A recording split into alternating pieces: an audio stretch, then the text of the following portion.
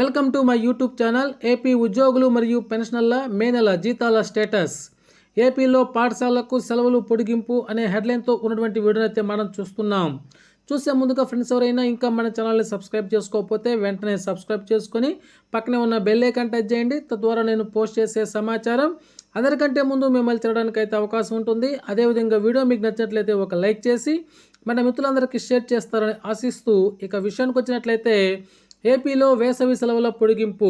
రాష్ట్రంలో వేసవి సెలవులను ఈ నెల 12 వరకు పొడిగిస్తున్నట్లు ప్రభుత్వం ప్రకటించింది. షెడ్యూల్ ప్రకారం 12న పాఠశాలలు పునఃప్రారంభం కావాల్సి ఉండగా 13వ తేదీన రీఓపెన్ అవుతాయని వెల్లడించింది.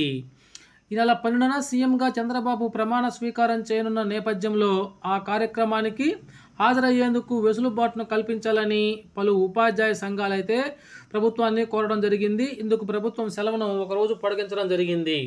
అదేవిధంగా మరొక న్యూస్ను చూస్తున్నాం. The new government decided to stop all CFMS files until new government formation. Nidhi app also not working.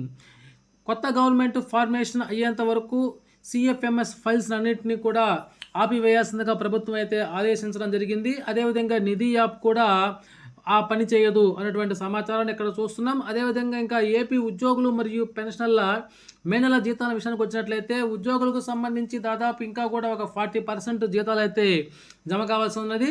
అటువంటి ఉద్యోగుల జీతాలన్నింటిలో కదలిక వచ్చి ఆ బిల్లులన్నీ కూడా ఈకుబేర్కి అయితే పోవడం జరిగింది. In process for payment disbursement through RBI eKuber. ఇటువంటి బిల్లులన్నింటికి మరికొద్ది సేపట్లో బ్యాచ్ నెంబర్లు అలాట్మెంట్ అయ్యి జీతాలుగా జమ అవుతాయి. అదేవిధంగా మిగిలిన పెన్షన్లకి కూడా ఈ రోజు అయితే పెన్షన్లు జమ కావడానికి అవకాశం ఉన్నది. ఓకే ఫ్రెండ్స్, ఇది సమాచారం. మీకు నచ్చినట్లయితే ఒక లైక్ చేయండి. Thank you.